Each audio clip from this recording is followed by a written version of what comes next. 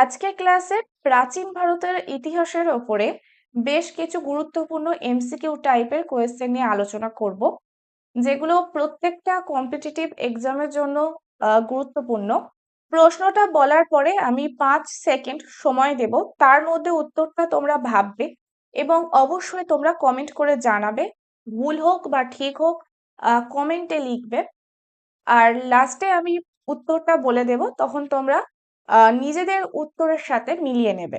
তো চলো, future learners academy চ্যানেলে তোমাদের সবাইকে স্বাগত জানিয়ে আজকে ক্লাসটা শুরু করছি।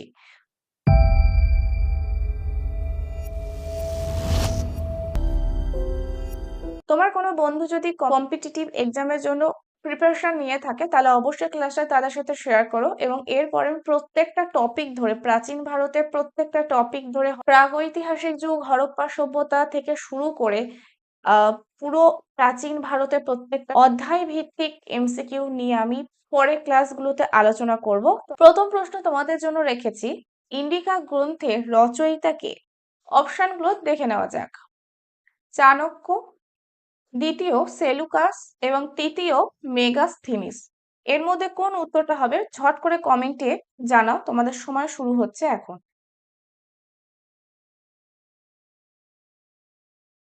চলো, উত্তর হবে মেগাস্থিনিস। চলো, তোমাদের জন্য পরের প্রশ্ন আছে, বুদ্ধচরিত গ্রন্থটি কার লেখা? অপশনগুলো দেখে নেওয়া যাক। 1 অশ্বঘোষ, 2 বসুমিত্র এবং লাস্ট নাগার্জুন। কোন উত্তরটা হবে তোমরা কমেন্টে লিখে ফেলো, তোমাদের সময় শুরু হচ্ছে এখন।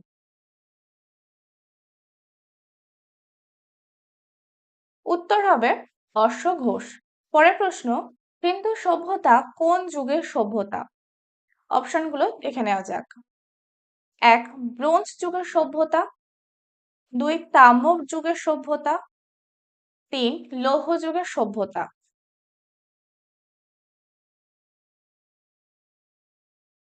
তো চলো উত্তরটা দেখে নাও, উত্তর হবে ব্রোঞ্জ যুগের সভ্যতা। পরের প্রশ্ন, পঞ্চম বেদ বলা হয়? রামায়ণ, 2 ভগবত গীতা, 3 মহাভারত। উত্তরটা ঝটপট তোমরা কমেন্টে লেখো। উত্তর হবে মহাভারত।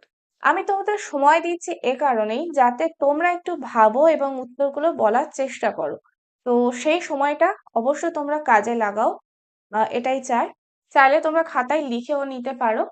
তো পরের প্রশ্ন আছে, কৌটিল্যের অর্থশাস্ত্র থেকে কোন যুগের কথা জানা যায়?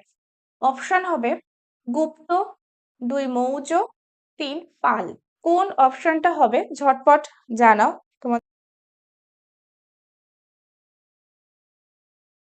চলো, উত্তর হবে মৌর্য যুগের কথা আমরা কৌটিল্যের অর্থশাস্ত্র থেকে জানতে পারি।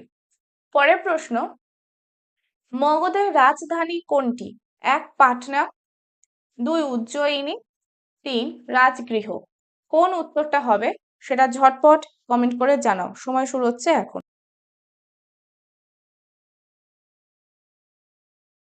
চলো, উত্তর হবে রাজগৃহ।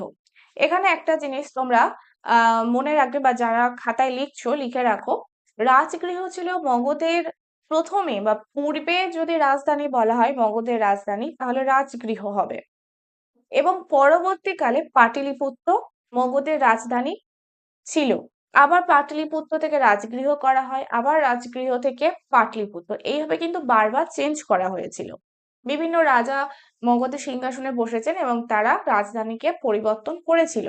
তবে যদি বলা হয় যে মগধের পূর্বের রাজধানী বা পূর্ব রাজধানীর নাম কি, তখন তোমরা দেবে রাজগৃহ। আগে রাজধানী ছিল রাজগৃহ, পরে হয়েছে পাটলিপুত্র। আর যদি রাজগৃহ অপশনে না থাকে, পাটলিপুত্র থাকলে তোমরা পাটলিপুত্রটাই দেবে। চলো, পরের প্রশ্ন দেখে নেওয়া যাক। ভারতের নেপোলিয়ন নামে কে পরিচিত ছিলেন? অপশন হলো চন্দ্রগুপ্ত, সমুদ্রগুপ্ত এবং কৌটিল্য। কাকে ভারতের নেপোলিয়ন বলে আখ্যা দেওয়া হয়েছে? ক্লাসটা বন্ধুর সাথে অবশ্যই শেয়ার করো, এবং এরকম এমসিকিউ টাইপের কোশ্চেন আমি আনবো তোমাদের প্র্যাকটিসের জন্য।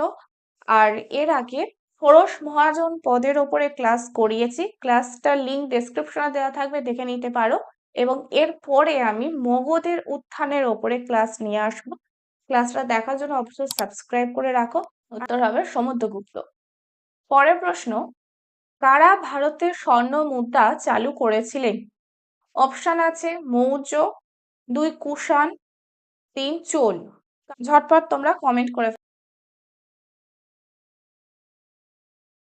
উত্তরটা দেখে নাও, কুষাণ।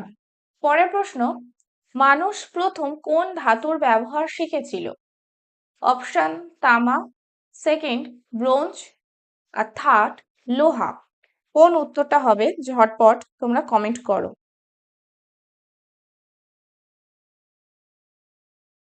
তো চলো দেখে নেওয়া যাক, উত্তর হবে তামা। পরের প্রশ্ন, বুদ্ধগয়াতে মহাবোধি মন্দির কে নির্মাণ করেছিলেন? এখানে মহাবোধির বয় ওকার হবে। চলো অপশনগুলো দেখে নেওয়া যাক। প্রথম আছে গোপাল, 2 বিন্দুসার এবং 3 অশোক।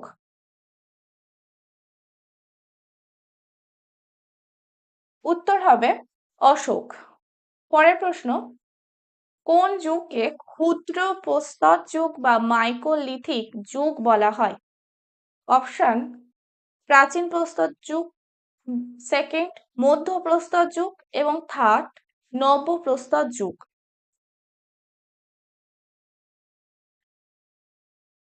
চলো উত্তরটা দেখে নেওয়া যাক।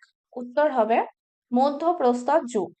শেষ বা 24 জন জৈন তীর্থঙ্কর ছিলেন, মানে 24 নম্বর জৈন তীর্থঙ্কর ছিলেন কে? অপশন মহাবীর, দ্বিতীয় সিদ্ধার্থ, তৃতীয় হচ্ছে ঋষভদেব। কোন উত্তরটা হবে তোমরা চটপট কমেন্ট করো। চলো উত্তর হবে মহাবীর। পরের প্রশ্ন, কোন গ্রন্থ থেকে কাশ্মীরের ইতিহাস জানা যায়? অপশন 1 অর্থশাস্ত্র, 2 রাজতরঙ্গিনী এবং 3 বৌদ্ধ গ্রন্থ। কোন উত্তরটা হবে জানাও। চলো উত্তর হবে রাজতরঙ্গিনী।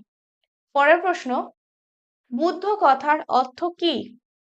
1 ক্ষমতাশালী, 2 প্রতিভাবান এবং 3 জ্ঞান। কোন উত্তরটা হবে বলো।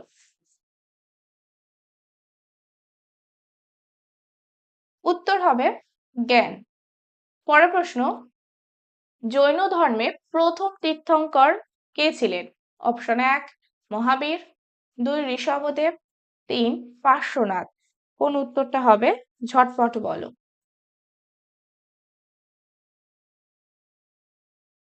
উত্তর হবে ঋষভদেব। পরের প্রশ্ন, জৈন গ্রন্থগুলি কোন ভাষায় লেখা হয়েছিল? অপশন দেখো প্রাকৃত, 2 পালি এবং 3 অর্ধমাগধী। চলো উত্তর হবে প্রাকৃত। পরের প্রশ্ন আছে, অর্থশাস্ত্র গ্রন্থের রচয়িতা কে? অপশন একটা দেওয়াই আছে পতঞ্জলি, নেক্সট পাণিনি এবং কৌটিল্য। কে অর্থশাস্ত্র গ্রন্থ রচনা করেছিলেন? চলো উত্তর হবে কৌটিল্য। পরের প্রশ্ন দেখা নেওয়া যাক, সিন্ধু সভ্যতার কোন স্থানে ডক ইয়ার্ড পাওয়া গেছে? অপশন হরপ্পা, দ্বিতীয় লোথাল এবং তৃতীয় কালীবঙ্গন। কোন উত্তরটা হবে চটপট বলো।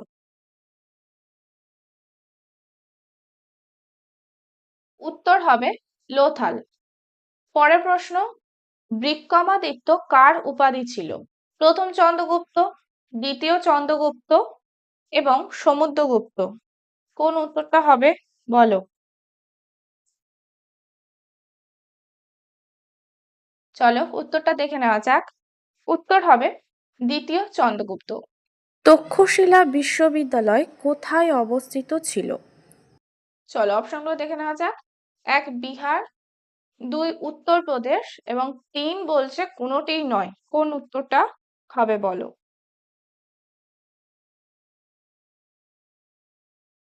হবে কোনোটিই নয়। তাহলে আসল উত্তর কি হবে চলো দেখে নেওয়া যাক।